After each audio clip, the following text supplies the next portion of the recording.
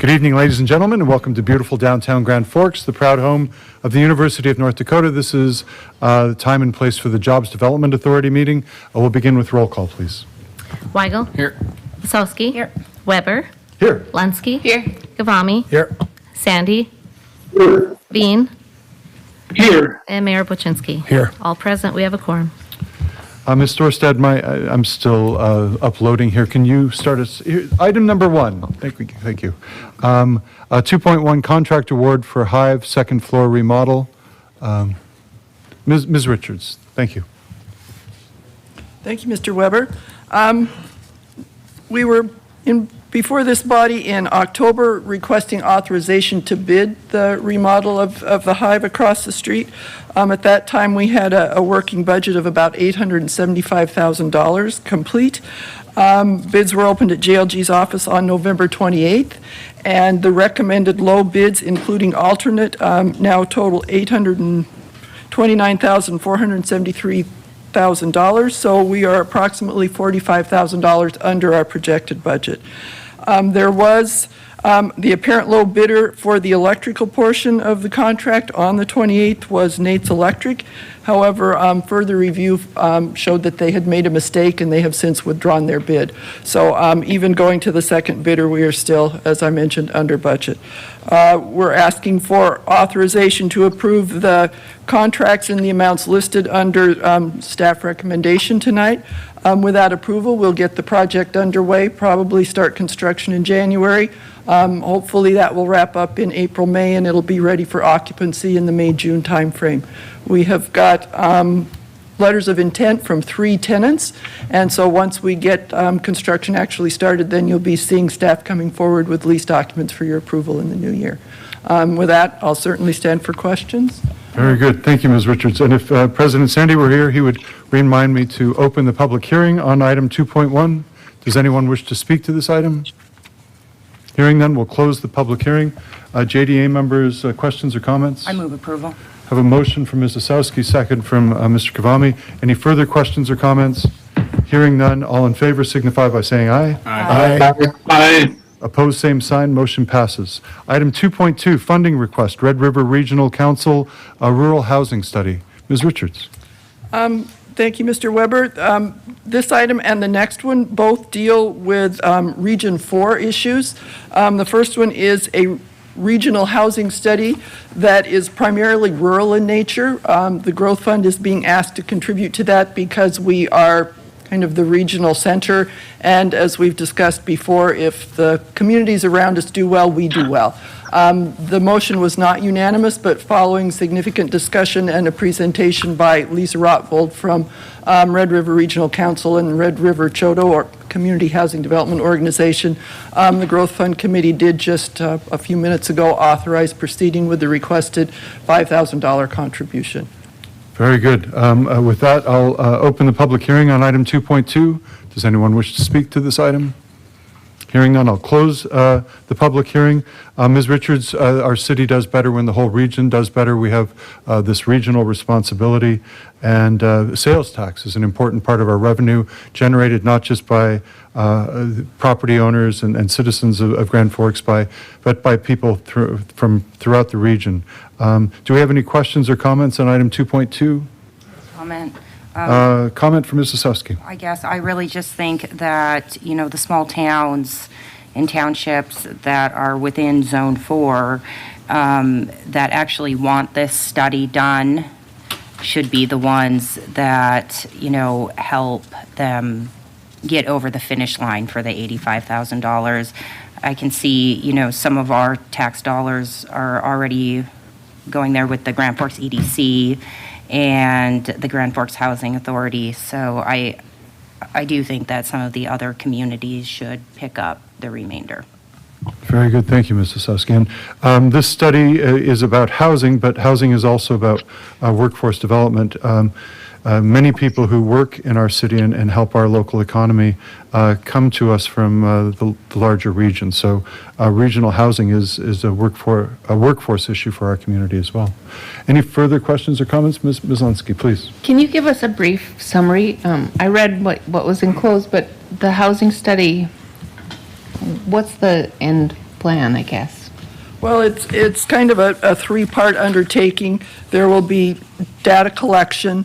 Again, the focus is on these smaller communities rather than the city of Grand Forks. And there was discussion about should Grand Forks do its own housing study or be part of this. And while that's certainly an option, that was not the plan going in. And so that could be, you know, a future activity either to, if we're completely impressed with this organization, to ask to be added or to do our own housing study. But again, this particular study is meant to be more of a regional and rural study. So in any case, it would be that data collection, kind of working sessions to help build the capacity of the smaller communities to identify what their needs are and solutions, and then use that data to, you know, kind of make the case that if Larimore could only get a grant for some great infrastructure, then they could add so many housing units, which would then benefit the region. So it is meant to be kind of a standard process where there's data collection, outreach with the affected communities, and then an action plan that is then available. The data, of course, is available to all the communities and the public. The Red River Choteau is a nonprofit housing development organization, so their mission is to build affordable housing, but they also want to make sure that for-profit builders are aware that there are some opportunities in these rural communities, and this study will kind of highlight what those are.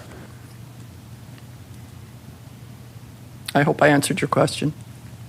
Yeah, it just feels like, are we participating in a study that will get Grand Forks residents to move to rural communities? That is certainly not the intent, and we have heard that there are quite a few people who are interested in moving to this area, but not to the city of Grand Forks, but they're interested in that rural lifestyle. It probably would be building the Grand Forks economy by coming here to shop and work and go to the Alara Center and so on. But yes, we're not the key focus of this study. We would be a beneficiary of what is learned from it, but the focus is on the small communities.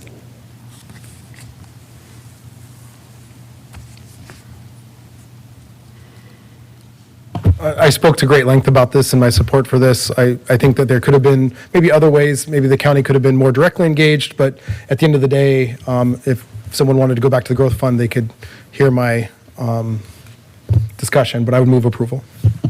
We have a motion from Mr. Kafami. Representative Kafami. I'll second it. We have a second from Representative Weigel. Any further comments or questions? Hearing none, all in favor signify by saying aye. Aye. Aye. Aye. Opposed, same sign. Aye. The vote is 7-1 with Mrs. Husky dissenting. Thank you. Item 2.3, match request, EDC Regional Workforce Impact Program grant application. Ms. Richards. As I mentioned earlier, this is also Region 4, but in this case, Grand Forks has probably much more to benefit than the other members of the region. Becca Kruger from the EDC is working on the grant application for state RWIP funds. RWIP is Regional Workforce Impact Program. The funding is awarded on a regional basis, and so her focus is to look at manufacturing and UAS workforce and how to basically build that up. Again, the motion was to support this out of Growth Fund Committee, and actually this is not a request for funds yet, but a request for contribution to the match should the grant application be successful. And if you have questions or specifics, Ms. Kruger is certainly here to answer those. Good evening, Ms. Kruger. Yes. Let me open the public hearing on item 2.3. Does anyone wish to speak to this matter? Hearing none, we'll close the public hearing. Questions or comments? I move approval. We have a motion from Ms. Osowski, second from Ms. Linsky. Any further questions or comments? Hearing none, all in favor signify by saying aye. Aye. Aye. Opposed, same sign. Motion passes unanimously. Thank you. Thank you, Ms. Richards. Mr. Conlon, item 2.4, past due loan for French Taste. And I guess we'll take these separately. Go ahead. Thank you, Chairman Weber, members of the authority. So French Taste LLC is a startup loan recipient as well as a C-Run loan recipient. They've ceased operations and are obviously past due, and we've declared them in default. In September, the Growth Fund formally declared them in default. We've worked with the City Attorney's Office over the past couple months through that process. And as part of that, have been notified that the principal of the business is going through a personal, or pursuing the personal bankruptcy kind of avenue. As part of that, he'll likely discharge his personal guarantee of the C-Run loan. It is a personal bankruptcy, not the business entity's bankruptcy. So French Taste LLC is not going to discharge their debts through that process.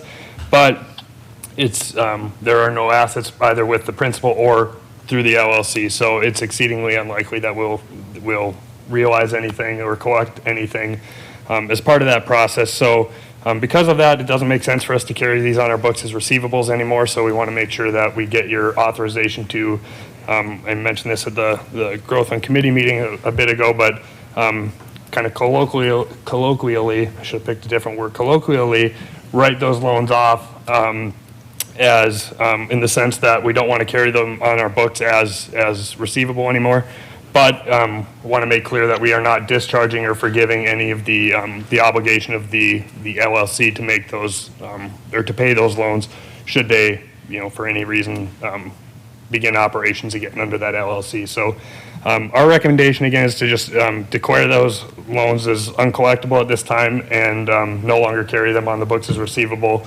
Again, just explicitly stating that that does not forgive or discharge the obligation of French Taste LLC to repay them.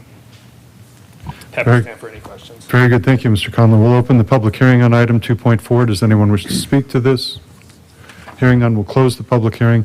Mr. Conlon, Mr. Warren Sully he actually had 3 loans from the city related to his business. Now, he had paid off one of those in full, is that correct? He did, yes. We had, he was one of our initial startup recipients. He received a $2,000 loan back in 2018 and paid that off on schedule. He then received this, the other startup loan, and then the C-Run loan, obviously, in that order. So, And the C-Run, these were federal dollars during COVID, correct, right? Correct. So, and he was making payments on those until he went out of business, so it's not the full balance of what he was awarded originally. It's just the difference, but again, with him no longer in business and there being no assets to collect on, we don't want to continue to carry these as receivables on the books if can't expect to collect anything. So. Tragic. Very good. Yes. How many of this program's been stopped now? We're not doing the startup Correct. program anymore. How many are left on the books? And what would be we- the term when that would kind of come to an end? Sure. So we've got, let me see here. We've got several in repayment still. We've got 7 in repayment out of a total of 16 loans. So 7 are still in repayment. Of those, we've also had 5 repaid in full and 4 with the, 4 fully in default, including this one, and then we have another one, the next item on here that is well past due. We've not declared in default yet, but so 4 officially in default, and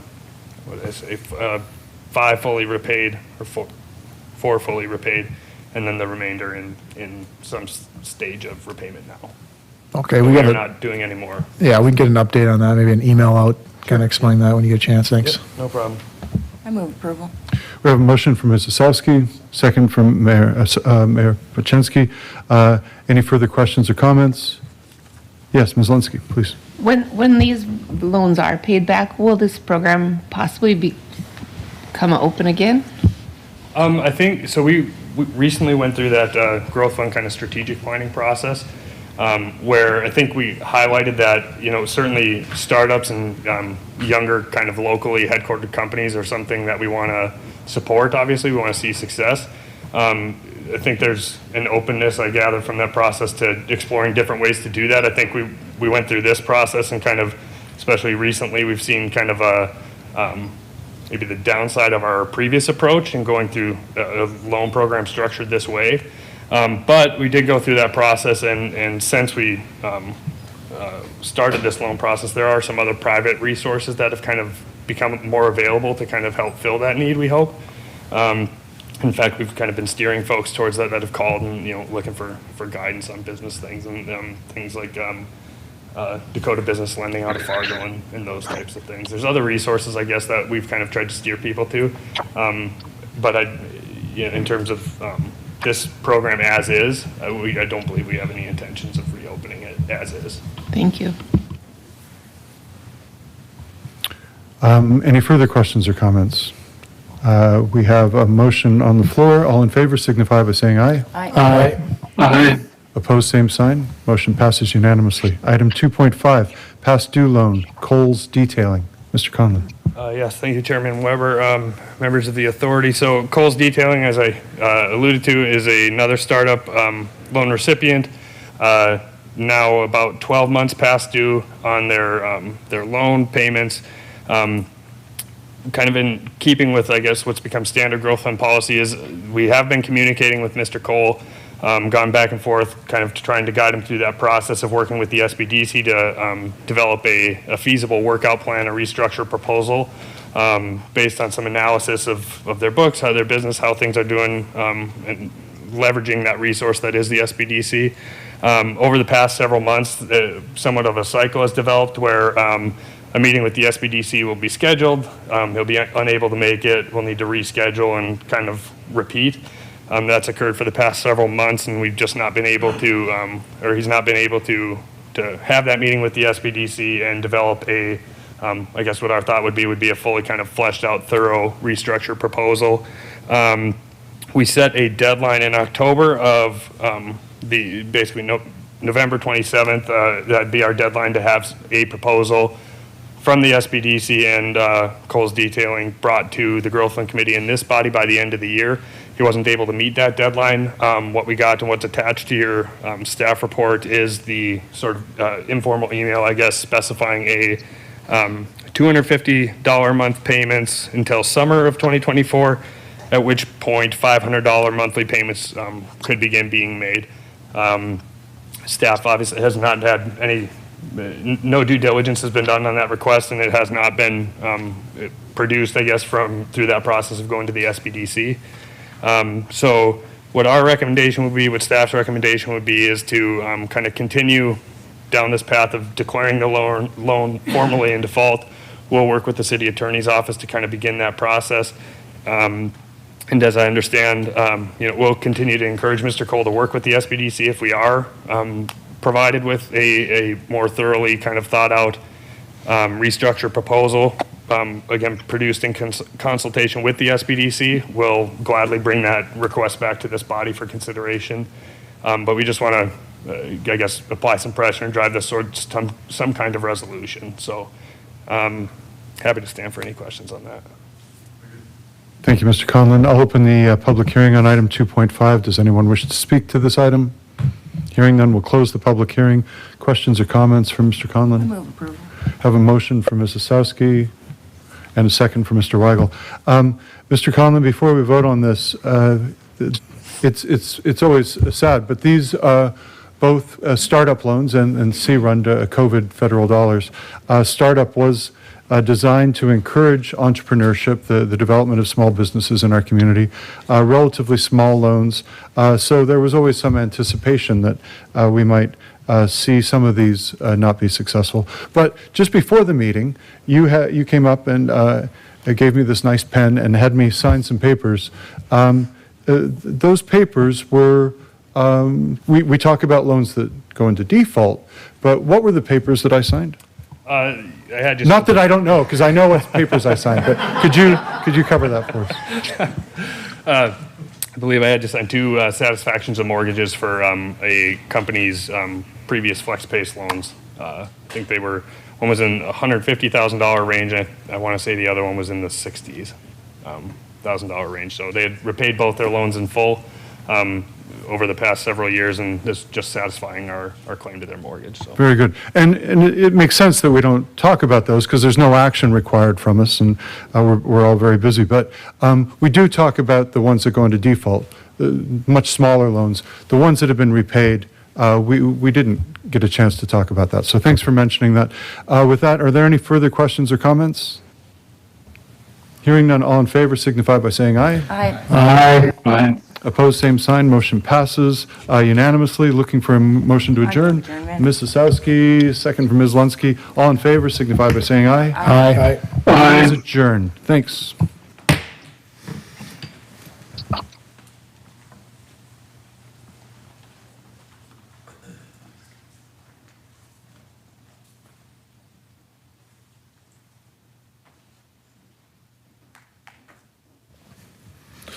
All right, we're moving right along. I'm still not convinced Chairman Weber actually knew what he was signing until now, but we'll let that be. Well, welcome everybody to the Grand Forks City Council meeting for Monday, December 4th, 2023. If we get a roll call, please, Maureen, and welcome back. Thank you. Weigel. Here. Osowski. Here. Weber. Here. Lansky. Here. Kavami. Here. Sandy. Here. And Veen. Here. All present. We have a quorum. Thank you. Item 1.2, Pledge of Allegiance. I pledge allegiance to the flag of the United States of America and to the republic for which it stands, one nation, under God, indivisible, with liberty and justice for all.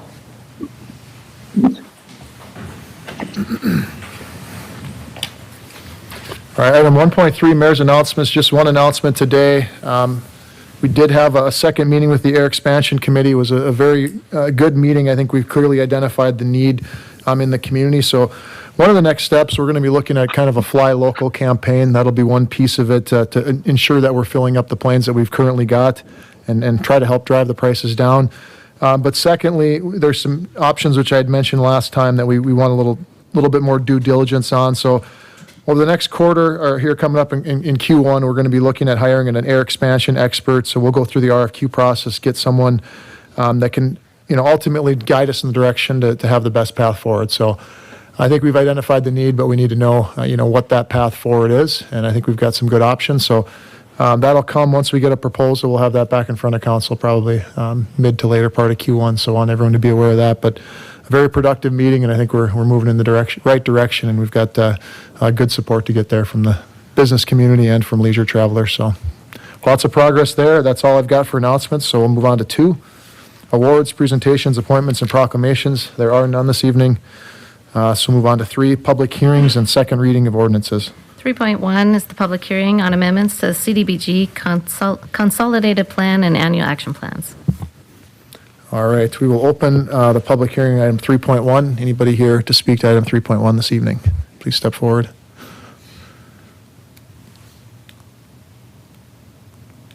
All right, seeing nobody, we'll close the public hearing portion and I'll open up to council for I'll comment. move approval.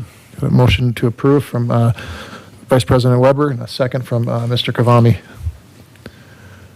Any further comments related to this item? All right, seeing none, all those in favor signify by saying aye. Aye. Aye. Opposed, same sign.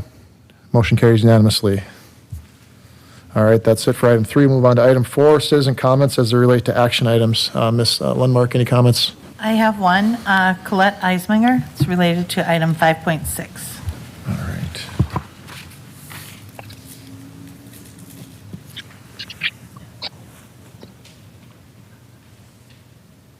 All right, Ms. Eisminger, please.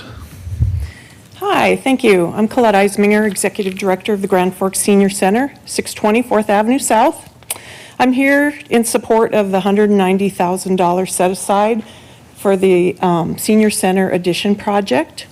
I just want to clarify a few items on that addition project, and Meredith can certainly correct me if I'm wrong.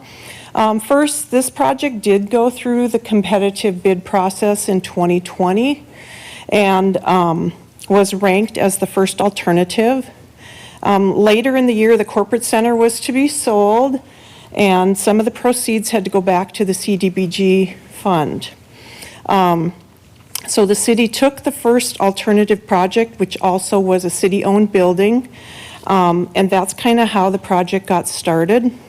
Of course, then COVID hit, and everything got delayed, and the project and the sale both were delayed. And so now this year we are ready to move forward, and the city's ready to move forward. So we were told to look at a 10-year plan for the building, whatever repairs might be needed, and that's how things like the roof replacement were added in, and HVAC upgrades. Also, of course, in those 3 years, construction costs increased substantially. But I do want to go on record that the senior center is putting money into this project. So the city is building the shell for the kitchen, but the senior center is purchasing all the equipment that is going into that shell. And currently, the estimates are about $400,000. I'd also like to note that the Citizens Advisory Committee priorities for this year do not match the mission of the senior center or for this project, which is feeding older adults. And so I doubt that it would be given priority in the CAC priority listings. And as you know, since we don't own the building, we can't really go out and get a construction loan for a building that we don't own. So I'd urge you to support the set aside so that it can be finished off in a timely manner. But I also want to say thank you to the council and to the city staff for the support that you've given the senior center projects over the years, and also for this project, which will make us able to feed a growing older adult population for many years to come. Thank you. Thank you, Ms. Isminger. Any other comments, Ms. Lundmark? Nope, that's the only one I have. There was an online email comment that was posted to the Okay, thank website. you. We'll move on to item 4, action items. So we'll be looking to council for any items they wanted pulled. I know we've got, it looks like 5.3, and I don't know if you wanted 5.6 pulled for further conversation as well, but any other Yeah, items? I want 5.6 pulled. 5.6. Thank you. So right now I got 5.3 and 5.6 pulled. Any other items from council? All right, seeing none, we will move forward then with items 5.1, 5.2, 5.4, 5.5, 5.7, 5.8, 5.9, 5.10, 5.11, 5.12, and 5.13. If I get a motion to approve those items. Got a motion to approve from Ms. Osowski, a second from Mr. Weigel. Seeing no further comment, all those in favor signify by saying aye. Aye. Aye. Opposed, same sign. Motion carries unanimously. Ms. Dorsey, we left with 5.3 and 5.6. 5.3, introduction of ordinance, preliminary approval of ordinance to amend the Grand Forks Comprehensive Plan to include Grand Forks East Grand Forks 2050 Street and Highway Plan update. And there's also a handout attached. Thank you. And I know council didn't quite have enough time to review last time and got a little bit more time to take a look at things. So I'd open it up now to any council discussion. President Weber, or President Sandy, please. Thank you, Mayor. Appreciate it. I want to thank the MPO, all their staff for all the hard work that went into the transportation plan. I know that based upon all of the meeting minutes that I've read related to the meetings that the MPO has had, there's been significant discussion on this related to moving and safe operations of transportation in and around our community. I know that there, although I don't know if everyone has read the meeting minutes from all the MPO meetings, I recognize that the consultants had identified that there were some anomalies related to the data that their model was showing. I think overall it's probably as good a guess as to what's going to happen in the future as we could possibly figure out right now. I did want to make one note that there is a typo on the top of page 89.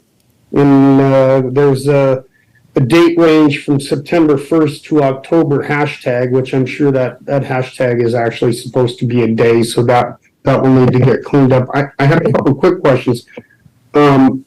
Which entities must approve the 2050 transportation plan, and can we get a summary of where those entities are today?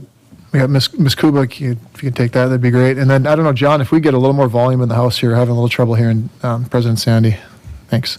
The entities that need to approve the document itself is the city of Grand Forks, and it's because it's part of their comprehensive plan, which is within their city ordinances. The city of East Grand Forks, which is the same way. Their comprehensive plan is within their city ordinances. And the Metropolitan Planning Organization's executive board. The counties, Grand Forks County and Polk County, don't vote on the 2050 transportation plan? No, they do not. But they did in 2018. Why would they not now? I'm not sure which exactly they voted on. I know it was presented to them in 2018. In 2018, Grand Forks County voted for the 2045 transportation plan after making the motion to remove the intercity bridge from the plan, and it passed within Grand Forks County unanimously. So I don't know why would they have voted on it in 2018. I guess perhaps Mr. Haugen wanted the counties to have some consideration. Okay. So lastly, what if the three bodies, the MPO, East Grand Forks, and Grand Forks, don't all agree? What happens? Well, we would try and make some sort of agreement but of the plan itself, but this plan is tied to federal funding, and so there needs to be some sort of agreement on a plan for the future of the region. All right, thank you. So I took some time and I went back and I watched all of the 2018 meetings related to the 2045 long-range transportation plan. I have about 6 pages of notes that I won't bore all of you with, but I'll give you a few of the little highlights. I watched the community of the whole meeting, the planning and zoning meeting, and both city council meetings related to this. At the first committee of the whole meeting, I specifically asked Mr. Haugen why we needed the location of an intercity bridge listed within the plan. His response to me was, we had to have it in the plan, and we had to have it so that we didn't lose the opportunity to build at that location, because we didn't want developers building in the area where it would make it so that we couldn't build the bridge. At the time, I thought it was interesting because, of course, 32nd Avenue South is completely built out in Grand Forks, but it was neither here nor there. At the first council meeting when we discussed this, Mr. Veen indicated that the 32nd Avenue South location was a compromise between Grand Forks and East Grand Forks, dating back to 2003. Grand Forks wanted it at 47th Avenue South, and had we stuck with 47th Avenue at the time, the way 47th was built, we would probably be looking at building a bridge at 47th Avenue South. But instead, people wanted to compromise because East Grand Forks was unwilling to accept that. And so for some reason, and I believe arbitrarily, 32nd Avenue South was chosen. At that meeting, I made the motion to remove the location of the intercity bridge from the 2045 transportation plan, and it was voted down 4-3. At the Planning and Zoning Commission meeting, which Planning and Zoning is voting on this on Wednesday, I don't know why. I'll go back to, I'm not sure why we're asking them to vote on it if their vote doesn't actually mean anything. But at that meeting in 2018, it was very well attended, and every citizen that got up and spoke against the proposed bridge at 32nd Avenue South. I'll spare you all the details. Ultimately, Frank Matichek moved, and it was seconded, that they remove the intercity bridge from the 2045 long-range transportation plan, but leave the Merrifield Bridge. His motion passed with only one person dissenting. It passed our community planning and zoning body 8-1.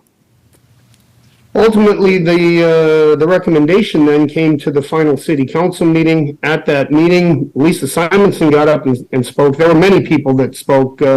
Mr. Axman, Coach Pryor, Mr. Soul, the Schrader and Kelly PTO, to name just a few. Ms. Simonson got up and she said it was unfair to make the neighbors come out every 5 years to fight putting in a bridge in their backyards. At the time, I couldn't have agreed with her more, and to this day, I still couldn't agree with her more. So once again, at that final meeting, I made the motion to remove the 32nd Avenue Bridge location. It was defeated 4-3, and the 2045 Long Range Transportation Plan was adopted. So, Mayor, if I may, I'd like to provide a little bit of a recap of what's happened since 2018. I mean no disrespect to my friends in East Grand Forks. I'm simply providing facts as I know them. East Grand Forks property taxes have increased significantly to the point of being comparable to the property taxes of Grand Forks. Yet, the income tax rate in North Dakota has gone down to 1.95% for most of the population, while in Minnesota, it's increased to 6.8%, almost 5% higher. In Grand Forks, taxpayers approved the referendum to build a new Valley Middle School, while the East Grand Forks 2050 land use plan that was recently approved removes the future commercial property in southeast Grand Forks. There is no more planned commercial property in southeast Grand Forks, which would have been a reason to have a bridge for the folks in Grand Forks. It's no longer in their plan. Grand Forks is seeing increases in public school enrollment and recently approved a sales tax to support the Alaris Center and additional public facilities. Yet a recent story in the Grand Forks Herald noted that while all agree that East Grand Forks is a high-quality community and a good place to live, there is a growing sense of stagnancy in their community, indicated that even East Grand Forks residents say that the community is stagnant. Grand Forks is seeing $1 billion development boom, while in East Grand Forks, Mayor Gander vetoed a plan to install a roundabout at the intersection of Bigland and Reinhardt, which would have helped East Grand Forks with their south end traffic congestion, which is why most of the folks in the south end of East Grand Forks want a bridge into Grand Forks. So, providing a quick recap, Grand Forks Planning and Zoning approved an amended transportation plan which removed the intercity bridge. Grand Forks County also approved the exact same thing. Both bodies within our community, within Grand Forks, that recognize and take into consideration what's the best for the citizens of Grand Forks. In my opinion, the residents of Grand Forks receive little benefit from an intercity bridge, yet will be expected to pay 25% of its construction costs. I believe both Planning and Zoning and Grand Forks County made the correct decision. I continue to contend our communities are growing differently. Grand Forks needs a bridge at Merrifield, and I suppose we could use a bridge at 62nd Avenue South now as well, but it's probably too late, as much of that area has already been developed with $600,000 and $700,000 homes. We didn't put up a sign.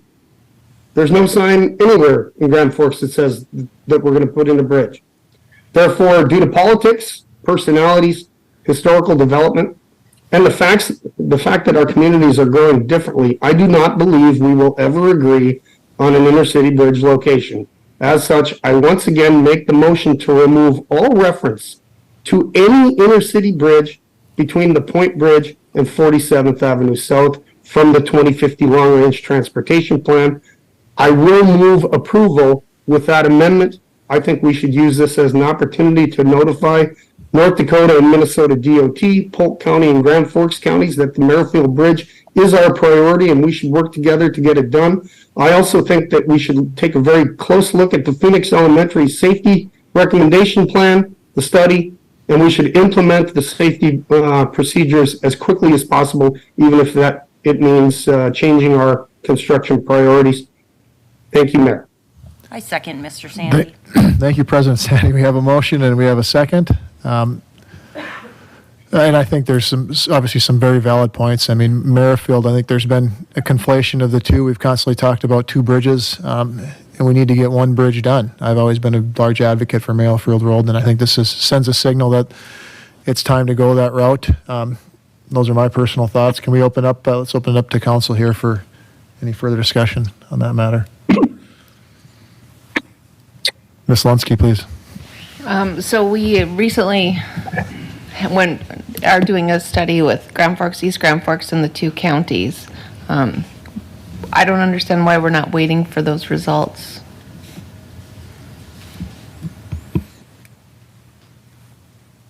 Any other comments from council? Mr. I Veen, could make please. a couple comments. I was waiting to see if we could answer the question that was just asked. To whom was the question addressed? I guess it's just a question to anyone. I'm not sure the purpose of putting all that money towards the study if we're just going to disregard it. I guess I can speak to that. I know the study, one of the main areas talked about was Merrifield. I think we had named an intercity bridge and then taken away naming intercity bridge. I think there's still some value in that and probably could be better focused on Merrifield Road because we still need to know the process to get that to move forward. I guess that's my opinion. I don't think that they're mutually exclusive. I think they're both beneficial. I mean, sorry, not the bridges, moving forward with that, but also moving forward with Merrifield. Right, Mayor, to your point, the study that we're doing is about the process and the approvals for building a bridge, not necessarily an intercity bridge. The methodology that they were going to come up with will work for any bridge that's built. Well, part of the study was to determine which location was best. I don't know if that was the scope in that particularly. Maybe Todd and Mr. Phelan, you would know exactly where the scope was. It had bounced around a bit. We ended up, it came back to us after a no vote, I believe. I think I agree that it was more about the process. And when you had the consultant that briefed you, what he suggested is to find a path forward on a bridge and to look at how an intercity bridge would play off of the Merrifield Bridge. That's why he concluded as part of this process to include them both because, maybe one rises to more of a priority than the other. I also do agree is the other thing that we're going to look at is that within this 5-year funding package with the federal government, there were going to be opportunities to get planning grants. And from what he said is that's unique. Generally, the federal government does not pay for planning grants, but they'll pay for design, engineering, and construction. So that was another opportunity if we could kind of get enough further down the road, we could get a planning level grant that would, lead to something. So it was a significantly very incremental step forward and to gather more information so that we were in a better position to further move forward with that. But yeah, I think his main argument was to keep them both is that there might be some play off an intercity bridge with Merrifield, and there's always been discussion about pull and drag of those two. That's why he recommended keeping them both in at the same time. I think I haven't been part of. I think our assistant city engineer Dave Karinko's on the committee as a city staff member. I would hope in the near future that result would come back. I did get an email from the East Grand Forks city administrator, and there needed to be some more time, and so we said, well, do additional time so you can come back with the report. So that report is going to be back to you in relatively short order, from what I understand. Okay. Mr. Veen, please. Yeah, thank you. Yeah, I was just going to again comment, and I agree with what was said. I think I understood that the Grand Forks, East Grand Forks study was much about process. How could we have this bridge between the two communities occur under, especially with the cost, was there going to be a possibility of a state or federal share? I thought that was probably a good study in the right direction for the community to go. I would say back in 2018, when we showed the 32nd Avenue South Bridge as the right location, the data, as I interpreted it, showed the different bridge locations, and the consent at that time was that 32nd Avenue South was the best location out of all those selected. Therefore, I supported it back at that time, according to the vote that Mr. Sandy talked about. This time around, we backed away from selecting a specific location. There was some, and I know some even agreed that maybe Elks Drive would be an acceptable location. They did not want it on 32nd. Of course, we did a number of studies back and forth on hydraulics, structural capacity to find out which one would be best. This time, I supported in the MPO that we don't select a bridge or identify a specific bridge location like we did before. If there was ever to be a location, that would have any location would have to go back in and compete and take away that direct identification of a bridge. Unlike what I felt we were told or whatever we needed to do back in 2018. I do believe the data supports an intercity bridge has value to it. And I'm sure that Merrifield did also. So instead of trying to identify the specific location, we just left the value of continuing to study where the merits of a location would be intercity. I know, Mayor, that what you just talked about, Mr. Sandy, about identifying the one on Merrifield Road. Of course, that's outside the city limits. It's not a city bridge. The data, for me, still shows the value of an intercity bridge, and I think it needs to stay in this plan because that's what the future would bring. But we got a lot more work to do before we clearly identify what that location should be. So I will not support the amendment that Mr. Sandy talked about. All right, thank you. Yeah, we'll get to the vote, but understand where you're coming from. Further comments? All right. With that, why don't we if you could do a roll call vote, Ms. Storstad, if you can give us a random order, and we'll move forward. The motion on the floor would be to remove all mention of an intercity bridge from the 2050 transportation plan. Is that correct, President Sandy? That is correct, Mayor. Thank you. All right, we will start then with Mrs. Selsky. Yes. Weigel. Yes. Lunsky. No. Gavami. Yes. Veen. No. Weber. No. And Sandy. Yes. All right, that motion passes 4-3. Yes, we have 4 yeses, 3 nos. All right. Thank you. Is there any other discussion on that? I believe we got approval of it with those amendments. So with that, we'd be moving on to item 5.6. 5.6, 2024 CDBG and CSG programs.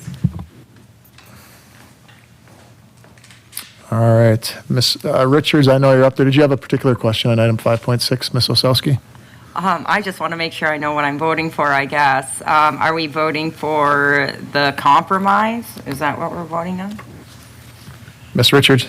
That is my interpretation. The recommendation out of last week's committee of the whole was that compromise funding budget, yes.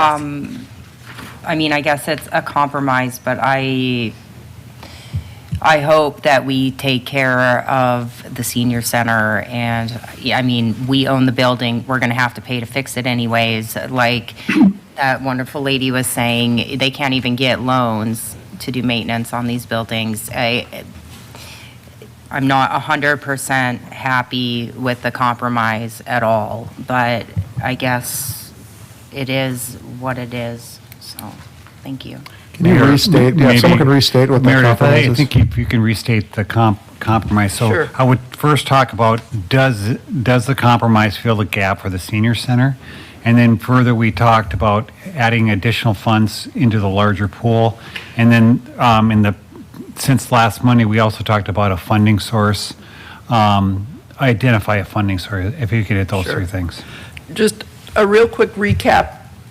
What started out as a very unusual situation was that the staff recommendation for the budget for the 2024 CDBG and CSG programs was different than the recommendation out of the Community Advisory Committee.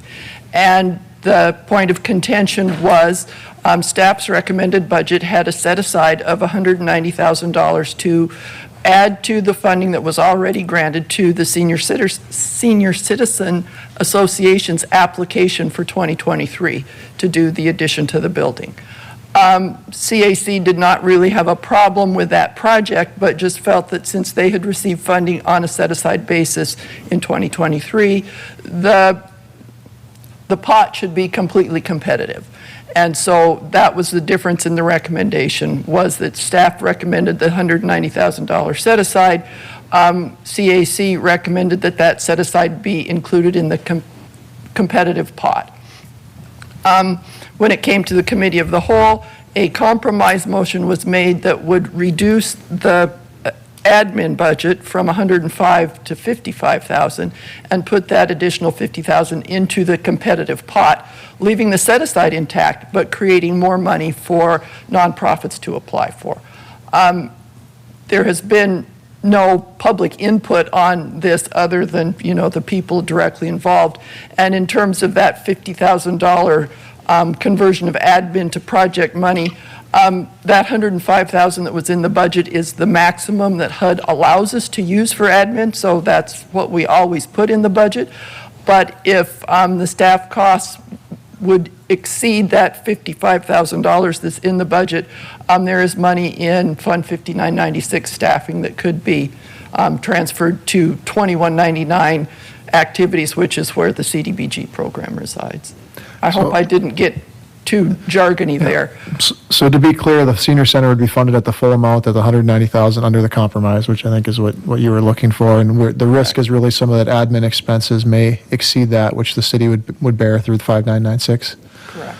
And I guess, have you had any conversation with the community, the CAC, on what? I know that there are some strong feelings that they stick by their recommendation. Yeah. Okay. So we've got a staff recommendation. We're somewhere in the middle with that by putting some of those funds, still get the senior center, the funds to get that project completed. Okay. Mr. Weigel? Mayor, I'd make the motion that I made last week that we approve staff recommendation with a compromise of $50,000. All right. Second, because they'll be fully funded, right? They'll get what they need to take care of our city-owned building. Correct. Okay. Just to be second. clear, the Senior Citizen Center is a nonprofit association, and the grant funds are theirs. The city is not taking this money.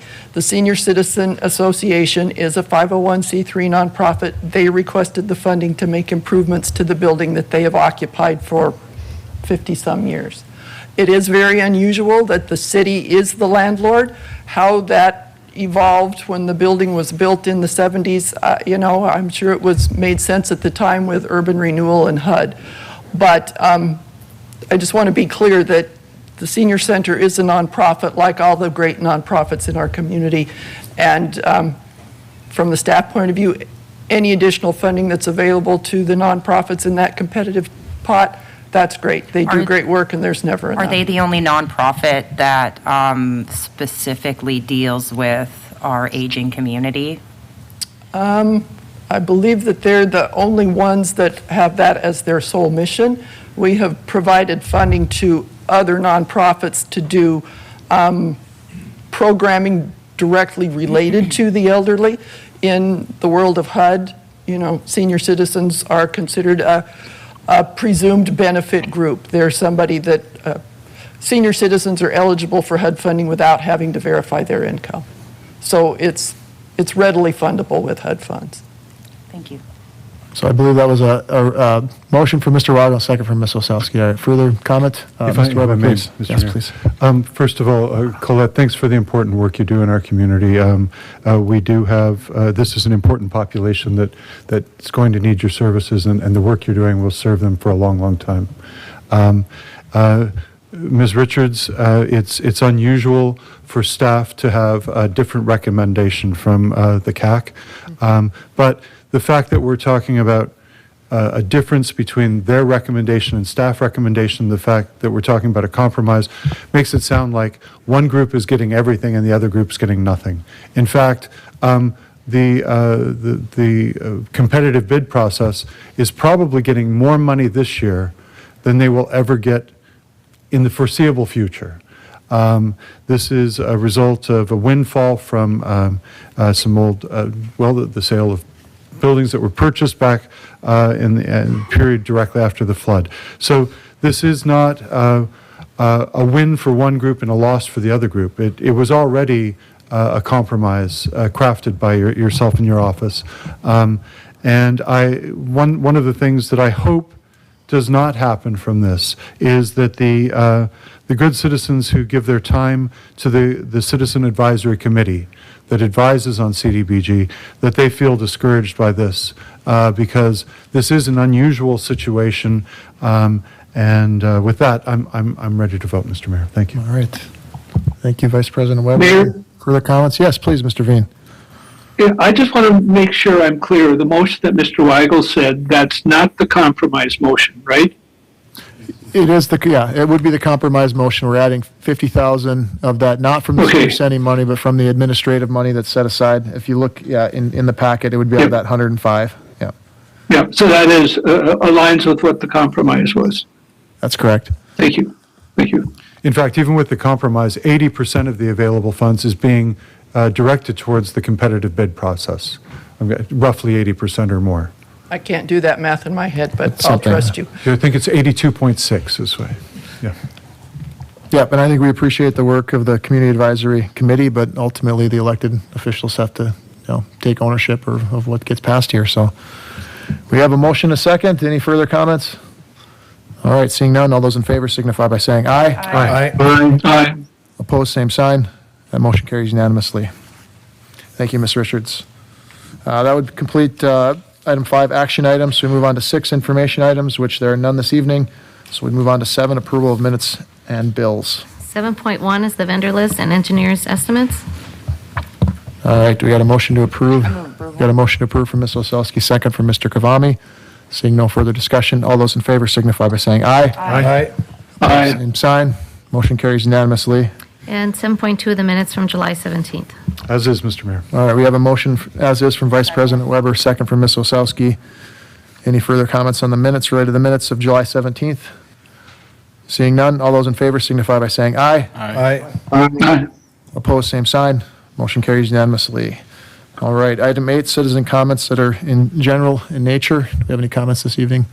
I have no cards. No cards. All right, thank you. We'll move on to item 9, city administrator comments. Mr. Phelan, please. Mayor and City Council, I highlighted a couple weeks ago, we are planning at this point in time, Dan Gostad, myself, we've been working with Epitome Energy, so we do anticipate the development agreement to be in front of you next Committee of the Whole meeting.